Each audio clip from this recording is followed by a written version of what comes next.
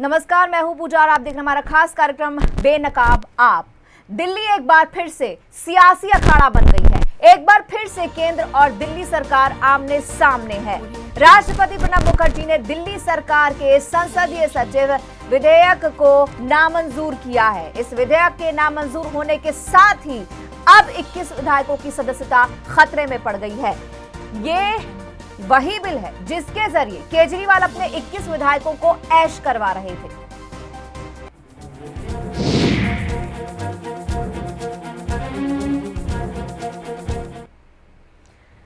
क्या दिल्ली में केजरीवाल के 21 विधायकों की सदस्यता चली जाएगी और क्या 21 सीटों पर फिर से चुनाव होगा? ये सवाल आज इसीलिए खड़ा हुआ है क्योंकि राष्ट्रपति ने दिल्ली सरकार के उस विधेयक को नामंजूर कर दिया है जिसमें संसदीय सचिव के पद को लाभ के पद से अलग करने का प्रस्ताव दिया गया था। लेकिन अब केजरीवाल कह रहे हैं कि केंद्र सरकार उन्हें काम नहीं करने दे रही। लेकिन सवाल ये उठता है कि क्या केजरीवाल ने वाकई विधायकों को फायदा पहुंचाया? दिल्ली की केजरीवाल सरकार को एक बड़ा झटका लगा है। राष्ट्रपति प्रणब मुखर्जी ने दिल्ली सरकार के उस बिल को मंजूरी देने से इनकार कर दिया है जिसमें आम आदमी पार्टी के 21 विधायकों के संसदीय सचिव के पद को लाभ के पद से अलग करने का प्रस्ताव था। बिल पर राष्ट्रपति के इनकार करने के बाद अब इन 21 विधायकों की सदस्यता पर सवाल खड़े हो गए हैं, यानी सभी विधायकों की सदस्यता रद्द हो जाएगी, जिसके बाद इन 21 सीटों पर दोबारा चुनाव कराया जा सकता है। बिल को मंजूरी न मिलने के बाद आम आदमी पार्टी की आपात बैठक हुई। बैठक में बिल को राष्ट्रपति की मंजूरी न मिलने के लिए केंद्र सरकार को जिम्मेदार ठहराया गया। वहीं राष्ट्रपति के फैसले के खिलाफ आम आदमी पार्टी सुप्रीम कोर्ट का दरवाजा खटखटाने की तैयारी कर रही है। वहीं अब गेंद चुनाव आयोग के पाले में है, जिसे इन 21 विधायकों के भविष्य का फैसला करना है। दिल्ली के विधायकों के लाभ का पद मामले में चुनाव आयोग अगले महीने सुनवाई करेगा, क्योंकि तीसरे चुनाव आयुक्त अभी देश से बाहर हैं, जो 30 जून को स्वदेश लौट रहे हैं। इसके बाद ही राष्ट्रपति के पास अंतिम सिफारिश भेजी जाएगी। जब दिल्ली में केजरीवाल की 2015 में दोबारा सरकार बनी थी, तो उस वक्त 21 विधायकों को संसदीय सचिव का पद दिया था, लेकिन वे ऑफिस ऑफ प्रॉफिट की श्रेणी में आ गया, जिस पर विपक्ष ने काफी सवाल उठाए थे। जिसके बाद केजरीवाल सरकार ने अपने विधायकों को बचाने के लिए संसदीय सचिव के पद को लाभ के पद से दूर रखने के लिए एक बिल लेकर आई, जिसके तहत पूर्व प्रभावी तरीके से डिस्क्वालिफिकेशन प्रोविजन से छूट चाहती थी। बिल में मंत्रियों को भी संसदीय सचिव रखने की छूट दी गई थी। इसके साथ ही संसदीय सचिव के पद को लाभ के पद से अलग किया गया था। साथ ही संसदीय सचिवों को वेतन भत्ता नहीं मिलेगा। केवल जरूरत पड़ने पर वाहन और मंत्री के ऑफिस में बैठने की जगह दी जाएगी, जिसे राष्ट्रपति ने मंजूरी देने से इनकार कर दिया। आइए आपको सिलसिलेवार तरीके से बताते हैं कैसे आपके 21 विधायकों पर तलवार लटक गई, कैसे फंसी सरकार। मार्च 2015 को 21 विधायकों की संसदीय सचिव पर नियुक्ति। जून 2015 में बिल लाकर संसदीय सचिव के पद को लाभ के पद से हटाया गया। सरकार ने संशोधित कानून को बैकडेट से लागू करने का प्रस्ताव किया। दिल्ली सरकार ने बिल को उपराज्यपाल के पास भेजा। उपराज्यपाल ने बिल को केंद्र और राष्ट्रपति के पास भेजा। दिल्ली सरकार के फैसले को केंद्र से मंजूरी नहीं मिली। मार्च में की गई नियुक्तियां गलत नहीं तो जून में संशोधित बिल क्यों? 13 जून 2016 को राष्ट्रपति ने संशोधित बिल को खारिज किया।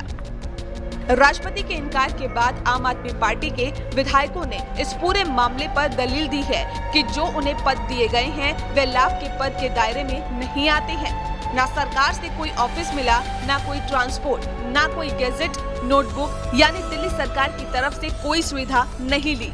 और यहाँ तक कि विधानसभा में दफ्तर संसदीय सचिव बनने की वजह से उन्हें नहीं मिला। इस पूरे मामले पर हर पक्ष की अपनी अपनी दलीलें हैं। हर कोई इसे अपनी सियासी चश्मे से देख रहा है, लेकिन आखिरी फैसला चुनाव आयोग को करना है। आम आदमी पार्टी के 21 विधायकों के ऊपर तलवार लटक रही है।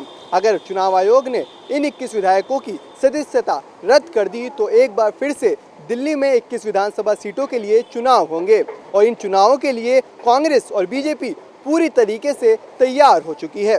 अब देखना होगा कि चुनाव आयोग का फैसला क्या आता है। कैमरा पर्सन निशांत के साथ मैं Ali Abbas Naqvi, A to Z news, Delhi. तो इसी के साथ कई सवाल भी उठ रहे हैं कि केजरीवाल ने क्या अपने मंत्रियों को फायदा पहुंचाने की कोशिश की है। आज के 3 प्रमुख सवाल आपके सामने रखते हैं कि क्या केजरीवाल ने विधायकों को खुश करने के लिए संसदीय सचिव के लिए पद दिए हैं, क्या सरकारें अपनी सुविधा के मुताबिक सदनों में बिल लाती हैं, और क्या दिल्ली सरकार का राष्ट्रपति के फैसले के खिलाफ अदालत जाना सही है। ये 3 सवाल आज इस पूरे मुद्दे पर उठ रहे हैं। पहला सवाल, क्या केजरीवाल ने विधायकों को खुश करने के लिए संसदीय सचिव के पद दिए थे। दूसरा सवाल ये था हमारा कि क्या सरकारें अपनी सुविधा के मुताबिक सदनों में पद लाती हैं, बिल लाती हैं, और क्या दिल्ली सरकार का राष्ट्रपति के फैसले के खिलाफ अदालत जाना सही है।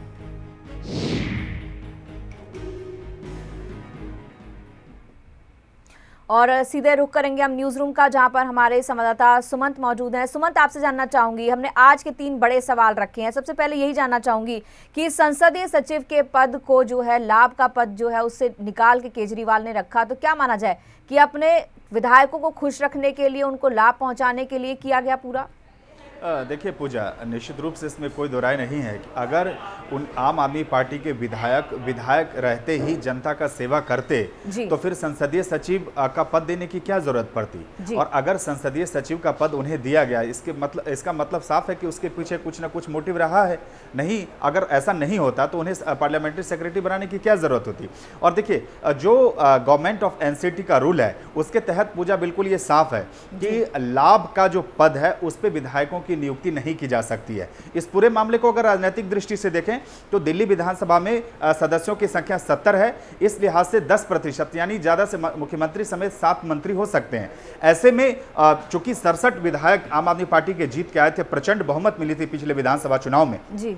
तो ऐसा ये माना जा रहा था कि बहुत सारे ऐसे विधायक जो मुख्यमंत्री अरविंद केजरीवाल के करीबी थे, उन्हें किसी न किसी रूप से संवैधानिक पद या इस तरीके के कुछ लाभ का पद देने का सरकार पहले से मन बना चुकी थी। और यही खबर आ रही है, जो 21 संसदीय सचिवों की नियुक्ति हुई है, ये मुख्यमंत्री समेत जो तमाम मंत्री हैं 3-3 के हिसाब से सब लोगों को फिट गया। तो ये विधायकों को एक एकोमोडेशन देने की अगर आप देखें तो वही नजरिया साफ तौर से नजर आ रहा है। चूंकि अगर सीधे ही समाज सेवा की बात होती तो वो विधायक रह के भी कर सकते थे।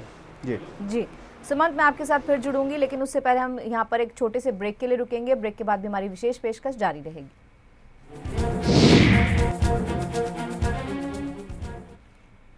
आप देख रहे हैं हमारा विशेष कार्यक्रम बेनकाब आप। दिल्ली सरकार के 21 आप विधायकों को सुरक्षित रखने वाले बिल को राष्ट्रपति के द्वारा नामंजूर किए जाने के बाद दिल्ली की राजनीति में घमासान मच चुका है। सीएम अरविंद केजरीवाल और आम आदमी पार्टी ने जहां इस विवाद पर पीएम मोदी को घेरना शुरू कर दिया, वहीं बीजेपी और कांग्रेस की ओर से उसे डबल अटैक का सामना करना पड़ रहा है। क्या दिल्ली में जल्द ही फिर से विधानसभा चुनाव होंगे? कम से कम 21 विधानसभा सीटों पर तो ऐसा ही लग रहा है। ऐसा इसलिए क्योंकि राष्ट्रपति ने दिल्ली सरकार के उस बिल को मंजूरी देने से साफ इनकार कर दिया है, जिसमें संसदीय सेक्रेटरी की पोस्ट को ऑफिस ऑफ प्रॉफिट से अलग करने का प्रस्ताव था। आम आदमी पार्टी के 21 विधायकों को संसदीय सचिव बनाए जाने के मामले में विवाद बढ़ता जा रहा है।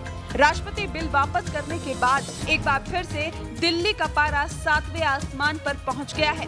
केजरीवाल ने आरोप लगाया कि नरेंद्र मोदी दिल्ली में अपनी हार नहीं पचा पा रहे हैं, इसीलिए वो आपके विधायकों की सदस्यता रद्द करवाना चाह रहे हैं। जबकि दिल्ली ही नहीं, हरियाणा, गोवा, राजस्थान, पंजाब और गुजरात में भी संसदीय सचिव है। केजरीवाल ने पलटवार करते हुए पीएम मोदी पर निशाना साधा है। केजरीवाल ने ट्वीट किया है कि मोदी लोकतंत्र का सम्मान नहीं करते। दिल्ली में हो रहे अच्छे कामों से मोदी जी घबरा रहे हैं। एक एमएलए बेचारा रोज अपना पेट्रोल खर्च करके अस्पतालों के चक्कर लगाता था। बताओ क्या गलत करता था? मोदी जी ने उसको घर बिठा दिया। एक एमएलए को बिजली पर लगा रखा था, एक को पानी पर, एक को अस्पताल पर, एक को स्कूल पर। मोदी जी कहते हैं ना काम करूंगा ना करने दूंगा। किसी एमएलए को एक पैसा नहीं दिया, कोई गाड़ी बंगला कुछ नहीं दिया। सब एमएलए फ्री में काम कर रहे थे। मोदी जी कहते सब घर बैठो, कोई काम नहीं करेगा। मोदी जी लोकतंत्र का सम्मान नहीं करते, डरते हैं तो सिर्फ आम आदमी पार्टी से।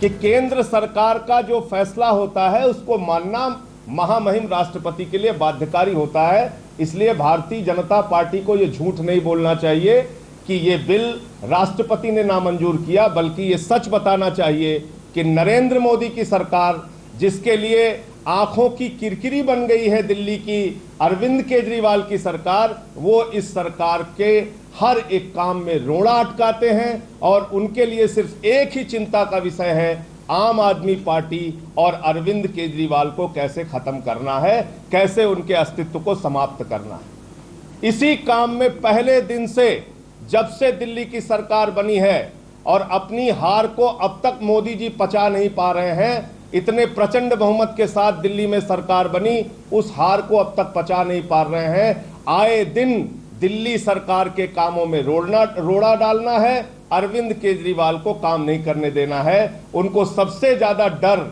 और भय अगर किसी व्यक्ति से लगता है तो अरविंद केजरीवाल से लगता है। वहीं केजरीवाल के आरोपों का जवाब देने के लिए बीजेपी के संबित पात्रा ने केजरीवाल पर आरोप लगाते हुए कहा, आप रूल तोड़ते भी हैं, जब पकड़े जाते हैं तो आप मोदी जी पर आरोप लगाने लगते हैं। आखिर अरविंद केजरीवाल काम कब करते हैं? सुबह उठते हैं, नाम लेते हैं मोदी जी मोदी जी मोदी जी मोदी जी, शाम होती है तो मोदी जी मोदी जी मोदी जी। मैं एक बात समझ नहीं पाता हूं और बड़े आदर के साथ कह रहा हूं कि आखिर आदरणीय अरविंद केजरीवाल जी काम कब करते हैं? सुबह उठते हैं मोदी जी मोदी जी मोदी जी, दोपहर को मोदी जी मोदी जी मोदी जी, शाम को मोदी जी मोदी जी मोदी जी। ठीक है, हमारे देश के प्रधानमंत्री हैं, आप जरूर नाम लें, मगर आप कब काम करते हैं कृपया करके यह भी बताएं। आप और आपके तमाम मंत्रिमंडल जो मंत्री हैं इनके, यह भी सुबह से शाम तक ट्विटर पे, फेसबुक पे प्रेस कॉन्फ्रेंस करके मोदी जी मोदी जी मोदी जी, शायद इसीलिए, क्योंकि जितने मंत्री हैं ये सब इसी में बिजी हैं, शायद इसीलिए 21 पार्लियामेंट्री सेक्रेटरी की आवश्यकता पड़ गई। इसके साथ ही बीजेपी का कहना है कि पब्लिक के पैसे का दुरुपयोग करने की कोशिश कर रही थी ये सरकार। 7 की जगह 28 को ऑफिस का प्रॉफिट दिलवाया। अब सीएम केजरीवाल को इस्तीफा देना चाहिए। वहीं कांग्रेस नेता अजय माकन ने दिल्ली सरकार पर आरोप लगाया है कि देश के किसी भी राज्य में 30% विधायकों को मंत्री पद का लाभ नहीं मिला है, लेकिन दिल्ली में ऐसा ही हो रहा है। तो जो पार्टी अपने आप को आम आदमी की पार्टी कहती है, कैसे हम ये उम्मीद करेंगे कि उस पार्टी ने पहले ही वर्ष में एक बिल ला करके अपने विधायकों की सैलरी 3-3 लाख रुपया महीना कर दी, फिर उसके बाद में बिल ला करके 1/3 विधायक सिर्फ एमएलए बन करके संतुष्ट नहीं है, मंत्री तुल्य सुविधाएं चाहिए, गाड़ी चाहिए, ऑफिस चाहिए, स्टाफ चाहिए, तो उनको पार्लियामेंट्री सेक्रेटरी बनाने का बिल उनको लेकर के आए। वैसे कहते हैं कि इनको कोई काम नहीं करने दे रहा, लेकिन जब अपने खुद के विधायकों की सैलरी बढ़ाने की बात हो तो 3 लाख रुपए सैलरी बढ़ाने के लिए इनके पास में विधानसभा से पास कर लेते हैं। अपने लिए खुद के 21 पार्लियामेंट्री सेक्रेटरीज बनाने के लिए, ताकि मंत्री जैसे बन जाएं, उसके लिए बिल पास कर लेते हैं। और जब वो बिल को रोका जाता है क्योंकि ये बिल अनैतिक है, गैर कानूनी है, तो उसके बाद में हर किसी के ऊपर आरोप प्रत्यारोप करते हैं। संसदीय सचिव नियुक्त करने संबंधी केजरीवाल के आदेश की वैधानिकता को हाईकोर्ट में पहले ही चुनौती दी जा चुकी है। अदालत ने इस मामले को उपराज्यपाल और मुख्यमंत्री के अधिकार क्षेत्र से संबंधित याचिका के साथ मिलाकर सुनवाई की जा रही है। इसीलिए निर्वाचन आयोग हाईकोर्ट का अंतिम फैसला आने तक कोई सिफारिश नहीं करेगा। Bureau report A to Z news. और इस वक्त हमारे साथ हमारे मेहमान जुड़ रहे हैं। बीजेपी से आशीष सूद हैं हमारे साथ और शर्मिष्ठा मुखर्जी कांग्रेस से। इसके अलावा PH पारेख जी हैं, संविधान विशेषज्ञ हमारे साथ। तीनों का बहुत बहुत स्वागत है। सबसे पहले मैं आपसे जानना चाहूँगी आशीष जी कि अगर हम बात करते हैं यहाँ पर ये जो दिल्ली में जो कुछ हो रहा है, अरविंद केजरीवाल की जो उन्होंने अपने विधायकों को खुश करने के लिए ये पद क्रिएट किया है, इस बारे में क्या कहेंगे? ऑफिस ऑफ प्रॉफिट से अलग करने का प्रस्ताव दिया था, क्या कहेंगे इस बारे में आप?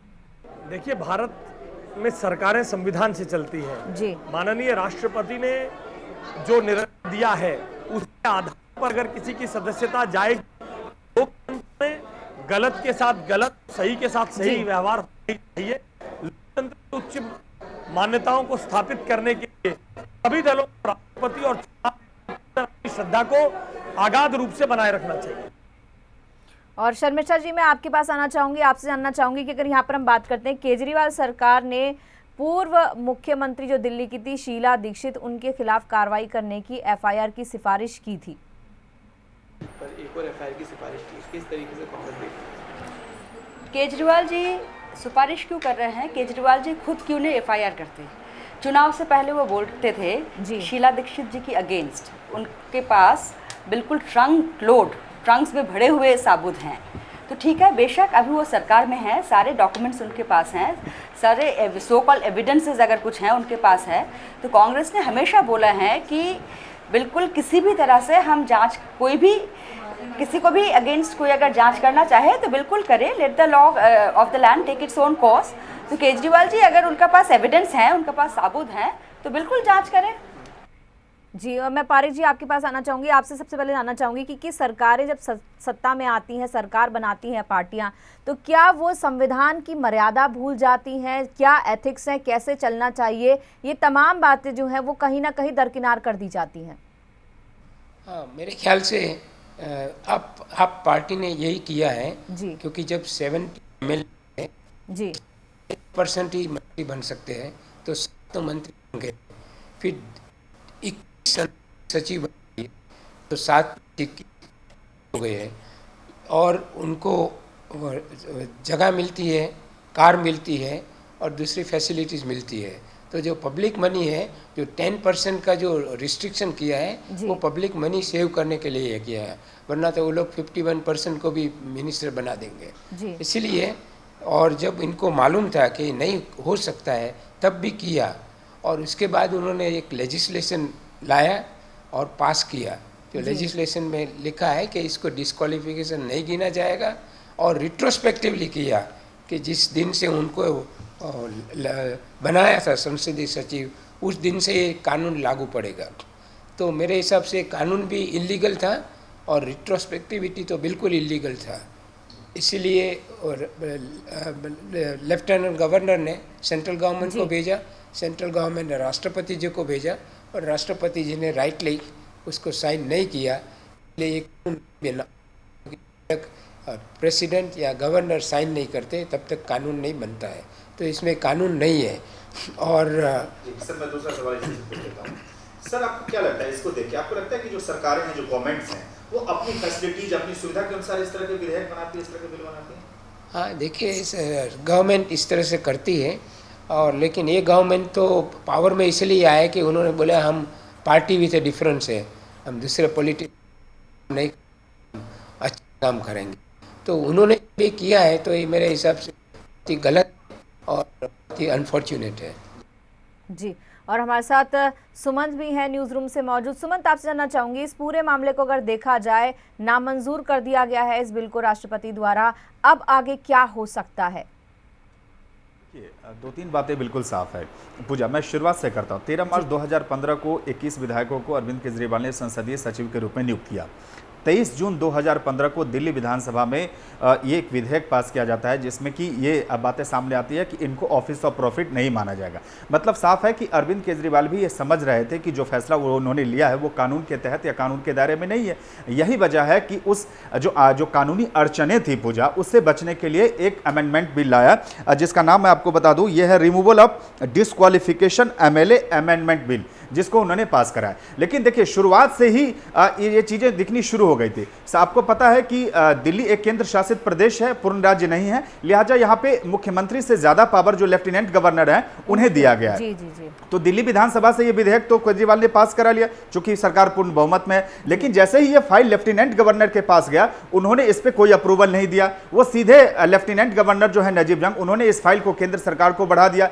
केंद्र सरकार ने भी इस पे कोई फैसला न लेते हुए इसको प्रेसिडेंट ऑफ इंडिया यानी भारत के राष्ट्रपति के पास भेज दिया, और राष्ट्रपति जी ने अपने विवेक के हिसाब से या कानून के दायरे में रहते हुए फैसला लिया कि ये न्याय संगत नहीं है, और ये जो विधेयक पास किया गया था उसे नामंजूर कर दिया है। तो अब कानूनी रूप से अगर आप देखें तो आम आदमी पार्टी इसमें मुंह की खा चुकी है, और ये जो दाव अरविंद केजरीवाल ने खेला था अब उन पर उल्टा पड़ता हुआ दिख रहा है। एक तो ये हुआ।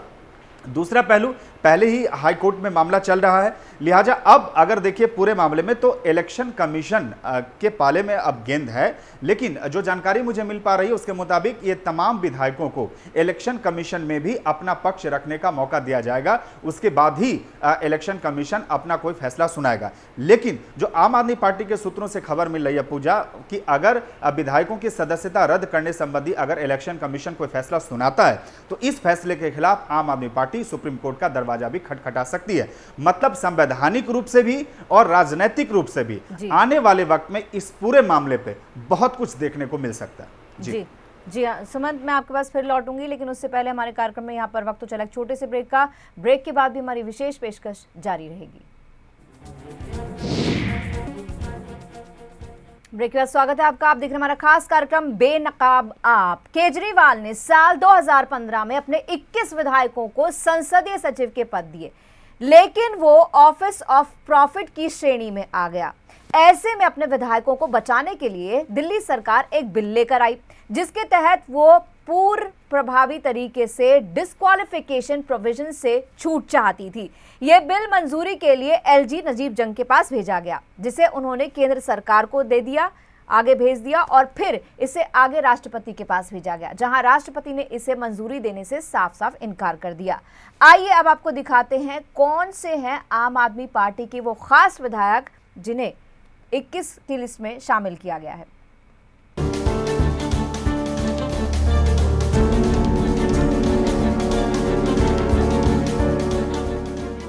आम आदमी पार्टी दिल्ली में शीला दीक्षित के भ्रष्टाचार के खिलाफ आंदोलन करके सत्ता पर काबिज हुई थी, लेकिन अभी दूसरी बार सरकार बने 2 साल भी नहीं हुए कि यही आम आदमी पार्टी की सरकार भ्रष्टाचारी की फांस में फंस गई है।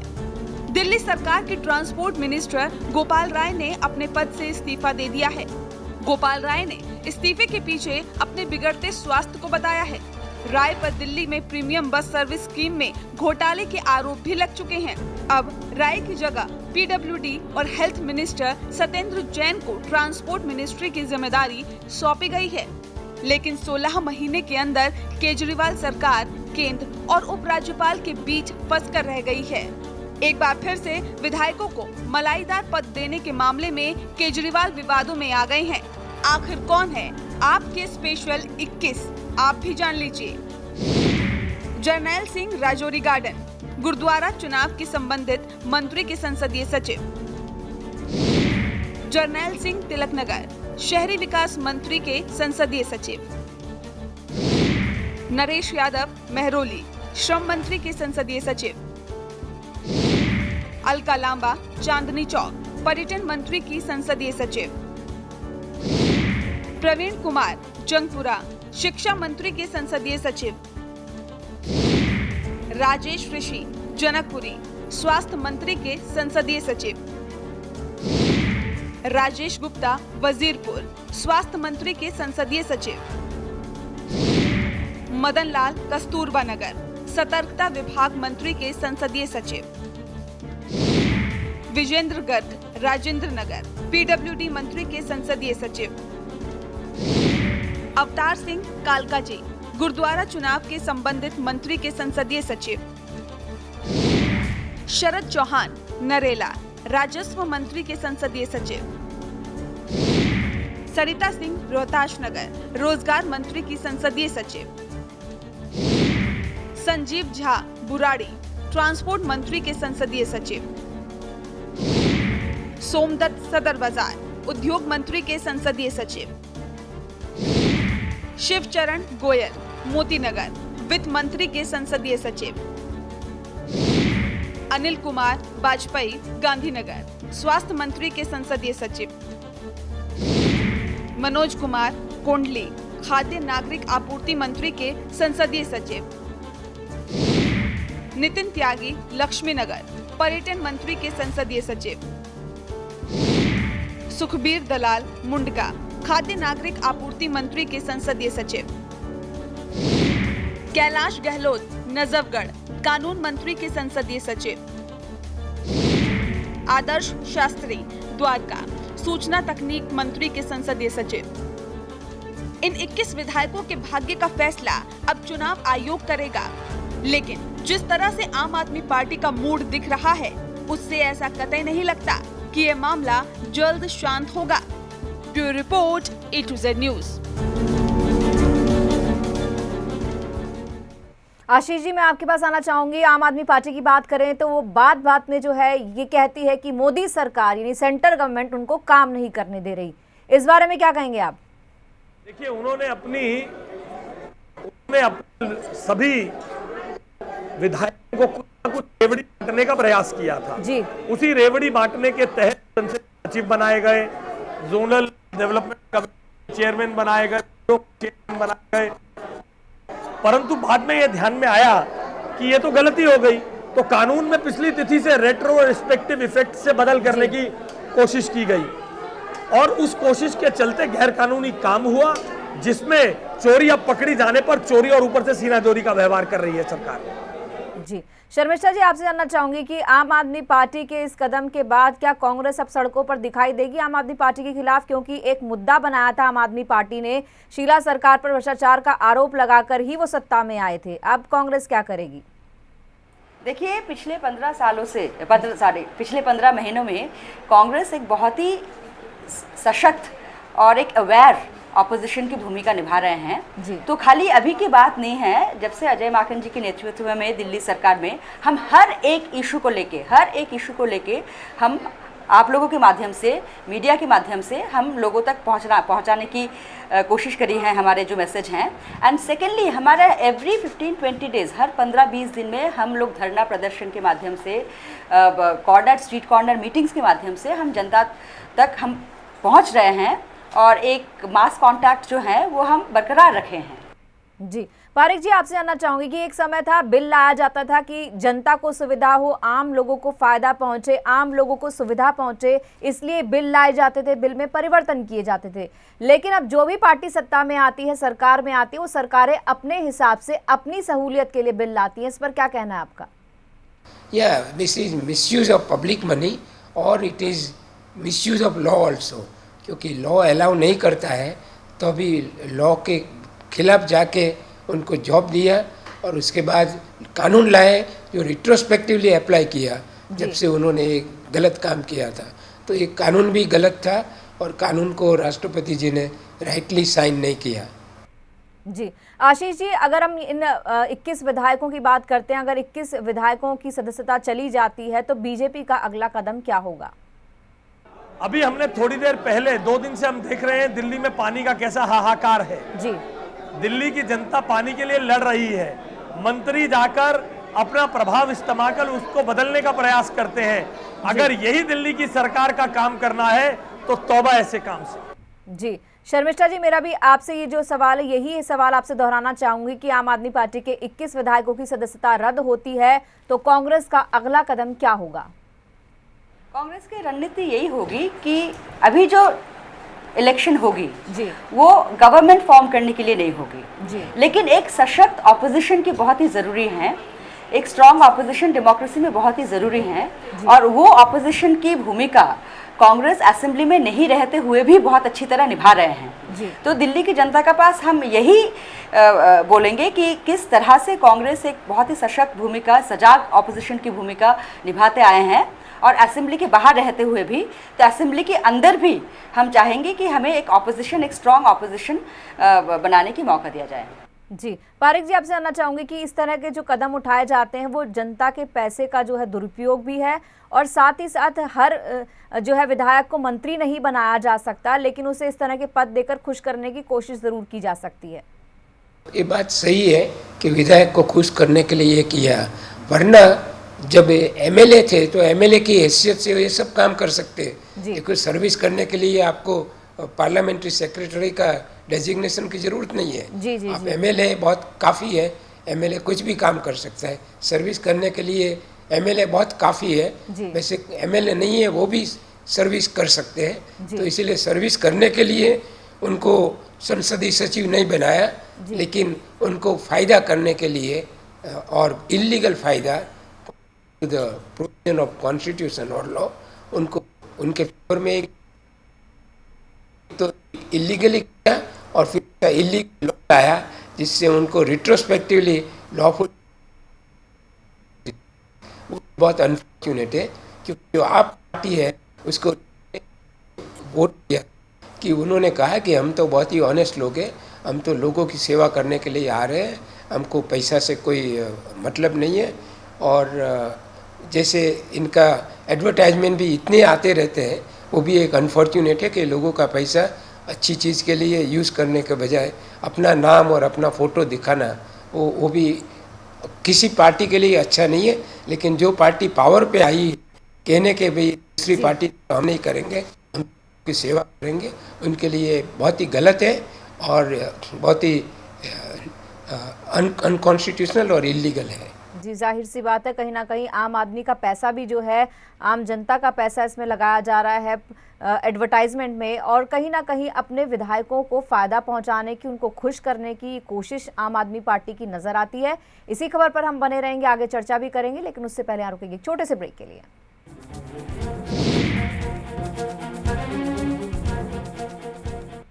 आप देख रहे हैं हमारा खास कार्यक्रम बेनकाब आप। आम आदमी पार्टी के बुराड़ी से विधायक और ट्रांसपोर्ट मंत्री के संसदीय सचिव संजीव झा का कहना है कि वो आखिर तक संवैधानिक लड़ाई लड़ेंगे। इस पूरे मुद्दे पर हमारे संवाददाता अली अब्बास नकवी ने बात की। जिस तरीके से 21 संसदीय सचिव को हटाने की एक तरीके से मांग की गई है, और साफ तौर पे आज मेरे साथ कुछ बुराड़ी से विधायक संजीव झा जी, किस तरीके से आप देखते हैं कि जो विधायकों को हटाने की मांग है, क्या देखा जाए? देखिए, जब सरकार बनी थी तो कई अलग अलग डिपार्टमेंट को देखने के लिए कुछ लोगों को जिम्मेदारियां दी गई थी, और जब ये जिम्मेदारियां दी गई थी तो उसमें स्पेसिफिकली मेंशन कर गया था किसी भी तरह की कोई बेनिफिट नहीं लिया जाएगा। तो हमने पहले भी इलेक्शन कमीशन को लिख के दिया है कि ऑफिसर प्रॉफिट का मामला नहीं बनता है, और आज भी हम लोग मानते हैं ऑफिसर प्रॉफिट का मामला नहीं बनता है। हम किसी भी तरह की लड़ाई लड़ने के लिए तैयार हैं। अच्छा, अगर बाई चांस ये रद्द हो जाता है और आपके फिर से आपको चुनाव के लिए लड़ने जाते हो, तो इस बात पर आप सहमत होंगे? हाँ, लड़ने जाएंगे। अगर ऐसा ही होगा तो बिल्कुल लड़ने जाएंगे। मेरा ये कहना, मैंने पहले भी कहा, किसी भी हद तक वो अपनी सारी चाल चल लें, हम हर चाल का जवाब देने के लिए उनके यहाँ बैठे हुए तैयार हैं। अच्छा, वहीं आम आदमी पार्टी पे विपक्ष एक तरीके से आरोप भी लगा रहा है, टैंकर घोटाला हो या प्रीमियम बस घोटाला, जिस पर खुद आज एसीबी से मिलने जा रहे हैं गोपाल जी, इस पर क्या देखते हैं? हाँ, मैंने वही कहा कि एसीबी को खुद जांच करने आना नहीं पड़ेगा। हम आज हमारे माननीय मंत्री जी आ रहे हैं और सारे डॉक्यूमेंट्स लेकर के खुद ही आ रहे हैं। भाई, सारे डॉक्यूमेंट्स तो तुम बताओ कि घोटाला हुआ कहाँ। ऑलरेडी माननीय मुख्यमंत्री जी ने कहा, हमने फैक्ट फाइंडिंग रिपोर्ट विपक्ष के साथियों को दे दिया, और हमने कहा एसीबी तुम्हारी, अब एलजी तुम्हारी, सीबीआई तुम्हारी, हमने एक एक डेटा तुमको दे दिया है कि करप्शन कैसे हुआ। अब है औकात तो 2 महीने के अंदर शीला दीक्षित को बंद करो, और अगर नहीं तो एसीबी हमको दो, हम बंद करके तुमको दिखाएंगे। तो अब देखते हैं क्या करते हैं। मेरे साथ खुद ये संजीव झा जी ने साफ तौर पे कहा कि 21 पार्लियामेंट्री सेक्रेटरी की जहाँ बात है तो वहाँ पे हम आखिरी कदम तक लड़ते रहेंगे, और वहीं जो एसीबी की मुद्दे की बात है तो हम सारी जांच करने के लिए पूरी तरीके से राजी हैं। कैमरा पर्सन निशांत के साथ मैं अली अब्बास नकवी, A2Z न्यूज़, दिल्ली। और हमारे साथ सुमंत हमारे साथ इस वक्त न्यूज़ रूम से मौजूद है। सुमंत, आपसे जानना चाहूँगी, 21 विधायकों के जो ये निलंबन की बात है कि हो सकता है आगे तक लड़ाई लड़ेगी, आम आदमी पार्टी का ये कहना है, लेकिन अब ये कहीं ना कहीं ये माना जाए कि बीजेपी और कांग्रेस दोनों को एक मुद्दा मिल गया है आम आदमी पार्टी को घेरने का, जिसके बिना पर भ्रष्टाचार को मुद्दा बनाकर जिस मुद्दे को लेकर के सत्ता में आई थी आम आदमी पार्टी, अब वही इल्ज़ाम लग रहे हैं सामने उनके ऊपर, और वही जो है उनको अब दूसरी पार्टियां घेर रही हैं। देखिए पूजा, 3-4 बातें मैं बिल्कुल साफ कर दूं। पहला कि ये बात तो तय है कि अरविंद केजरीवाल का यह फैसला उनके गले की फांस बन गया है, और चूंकि ये मामला संवैधानिक है, लिहाजा वो कितने भी केंद्र सरकार या फिर नरेंद्र मोदी पे आरोप लगाएं, उसका बहुत ज्यादा इंपॉर्टेंस नहीं दिख रहा है। चूंकि ये मामला संवैधानिक है, लिहाजा संवैधानिक हल ही इस पूरे मामले का निकलेगा। अब अरविंद केजरीवाल को भी पता है इस पूरे मामले पर अब वो फिलहाल बैकफुट पे हैं, और इसका उन्हें सियासी नुकसान हो सकता है। तो पहली कोशिश आम आदमी पार्टी की ये होगी कि इस पूरे मामले को कैसे अब डैमेज कंट्रोल किया जाए, कैसे कम से कम राजनीतिक नुकसान इसका होने दिया जाए, पहला। दूसरा, वहीं भारतीय जनता पार्टी और कांग्रेस दोनों ही पार्टियां इस मुद्दे को लेकर जनता के बीच जाएंगी। चूंकि आपको याद होगा कि जब शीला दीक्षित मुख्यमंत्री थी और जब आम आदमी पार्टी का उदय हो रहा था, तो भ्रष्टाचार एक वो बुनियाद थी जिसके बुनियाद पे आम आदमी पार्टी का गठन हुआ या उस पे आम आदमी पार्टी खड़ी हुई है। ऐसे में अगर करप्शन का आरोप लगता है, देखिए आज का दिन ऐसे भी अच्छा नहीं है, गोपाल राय का भी इस्तीफा हुआ है, app based premium bus service के मामले में गोपाल राय का भी इस्तीफा हुआ है। तो इस तरीके से फिलहाल अरविंद केजरीवाल घिरे हैं। ऐसे में बीजेपी और कांग्रेस की कोशिश होगी कि ज्यादा से ज्यादा इस मुद्दे को जनता तक ले जाएं, अरविंद केजरीवाल को बेनकाब करें और इसका राजनीतिक लाभ लें। अब दो बातें मैं और जोड़ना चाहूंगा। देखिए, आने वाले वक्त में पंजाब, गोवा, यूपी और बाकी राज्यों में चुनाव है। आम आदमी पार्टी ने पूजा पहले ही ऐलान कर दिया था कि पंजाब और गोवा में वो चुनाव लड़ेगी। ऐसे में अगर इन 21 विधायकों की सदस्यता रद्द होती है तो आम आदमी का पार्टी का जो फोकस है वो पंजाब और गोवा से शिफ्ट होकर दिल्ली, चूंकि दिल्ली उनकी जड़ है। और अगर यहां वो 21 सीटों में अगर बाई इलेक्शन की नौबत आती है तो उनकी कोशिश होगी कि यहां ज्यादा से ज्यादा सीटें जीती जाए। चूंकि अभी जो बाई इलेक्शन हुआ एमसीडी में, उसमें आम आदमी पार्टी के लिए अच्छे संकेत नहीं है, तो आगे की रणनीति पे भी असर हो सकता है। दिल्ली में जनाधार बचाने की चुनौती होगी। वहीं तीसरी कोशिश यह है कि जो 2017 में होने वाले एमसीडी चुनाव, चूंकि देखिए इस मामले में इतनी जल्दी फैसला नहीं आएगा, यह मामला अभी खींचेगा कुछ महीनों तक। ऐसे में बीजेपी, कांग्रेस जहां इस मुद्दे को गरमा कर रखना चाहेंगे, राजनीतिक लाभ लेना चाहेंगे, आम आदमी पार्टी पॉलिटिकल डैमेज कंट्रोल में जुटेगी। 2017 जो एमसीडी का जो चुनाव होने वाला है उसमें भी ये एक बहुत बड़ा मुद्दा हो सकता है। और देखने वाली बात होगी कि तीनों जो पार्टियां हैं दिल्ली में वो किन किन तरीके से अपनी अपनी ओर इस मुद्दे को बुनाने की कोशिश करेंगे। खासकर बीजेपी और कांग्रेस की यह कोशिश होगी इस मुद्दे पे अरविंद केजरीवाल को घेरा जाए और अपनी खोई हुई राजनीतिक जमीन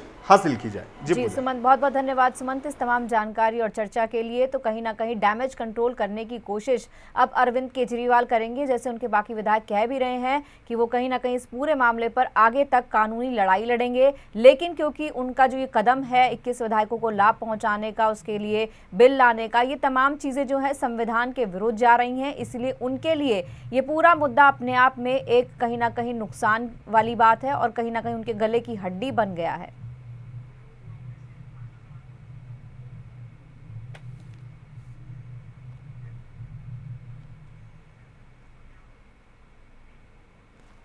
और एक बार शर्मिष्ठा जी के पास जाना चाहूंगी। शर्मिष्ठा जी, आपसे जानना चाहूंगी कि अगर यहाँ पर हम बात करते हैं कि बीजेपी जो है तैयारी कर रही है अब आम आदमी पार्टी को घेरने की, लेकिन कांग्रेस की बात करते हैं तो कांग्रेस के पास जो है कोई चेहरा ऐसा नहीं है जिसको आगे ला करके, लीडरशिप ऐसी नहीं है जिसको आगे ला करके इस पूरे मुद्दे को भुनाया जाए, या बाकी जगहों पर भी आकर के कांग्रेस आगे अपना अगला कदम या अगली रणनीति तैयार कर सकती है।